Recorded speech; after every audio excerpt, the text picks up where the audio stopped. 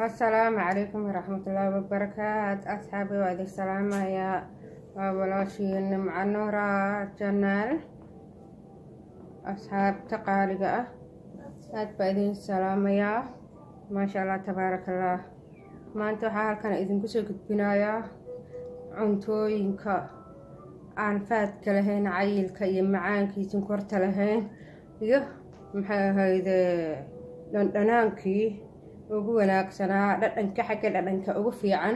xagga ma aragtay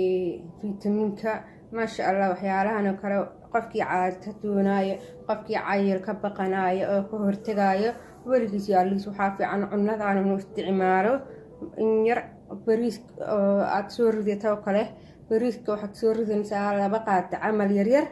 iyo qudradan baad dhinacyada ka saaran waa muqadas waana muhiim macnaha wax fiican weeye adiga ku anfacayo ka adi ahaan hadda kana idin tusaaya xabadan qudradan waa ujeediin ayada isku dhammaystiran boxkan ayay ku wada jiraan kan broccoli weeyaan kana waa kaarooto kana waa ranch isagana nyaanyadii iyo baashaan tan magaceeda ayga maqan waa ilowsanahay laakiin waa cagaarkii weeyaan wax walba iyadaa wadata midaan diyaarsan waxay wadataa oo kale waa ujeediin ciirtaas baa la socoto dhexdan kasoo bixiye waad kusoo iibsani ciirtaan waxaa weeye waa ciir fadhido waad aragtaan dadkana qaar waxay u yaqaanaan ranch marka bacon ranch qudrad baa lagu shiiday qudradaa ku jawira meesha ayaa lagu shiiday wax ma aragtay qaansiira malahan waa ma aragtay xalaal cuntada yacni ma aragtay vegetarianka aan waxba lahayn weeyaan maasha Allah waad u jeediin walaalahayga bakadkaana soo qabsanaysaan frijeerkaas ka gashanay iyo bacdan maasha Allah waa ujeedaan waa kaabadkii la diyaariyey ama kaabad maaha waxa weeyaan salaasadii salarkii oo la diyaariyey weeyaan salarka waa ujeediin maasha Allah raalli ahaada waa salar la diyaariyey asagana kana waa digirta caleenteeda weeyaan iyadana wax walba meesha ku jiro diyaarsan waa ujeediin kan waa rooti la qalatiyey kana waa sabiib iyo raankiisi oo yara macaan dhanaan weeyaan kana waxa weeye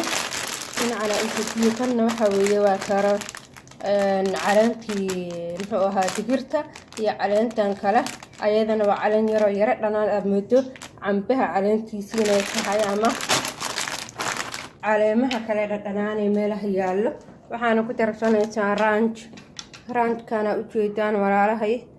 maasha Allah kaadoonta ku cuni iyo kana idin tusaaya meesha ku jiro waxa dhan waa ranch waa kana meeshan soo saaray kana muxuu ahaa baaqol man ku soo riday wixii meeshan ku jiray bacdan ku jiray weeyaan waa ujeedaan sabiibkii iyo maaragta karootadii iyo caleentii kale balbalaarneed wata iyo rootigii la qalatiyey waa kan ani laakiin ma isticmaalo waayo waan ku silidiyoodaa waa rooti aad loo qalatiyo oo dhanaan waan ku silidiyoonayaa ma jeceli qofkii rabo ku darsan karaa maasha Allah waan ujeedaan ranchkan waxa weeye xoogaa waxa ka dhadhamayo sabiib baa moodaa lagu shiiday iyo maxay ahayd in yaro maaragta dhandhanaan ah in lagu shiiday baa moodaa maasha Allah saas baad ugu darsani qaadadaada aad ku cunaysaa Allah musta'an qudrad waa idin tusay ma ahan ranchki iyo waa idin tusay iyo cagaarkan waa waxyaalaha diet-ka ah aan faad Soomaali baan nahay waxaan cunaynaa rooti shaah iyo waxaan loo joogin ma aragtay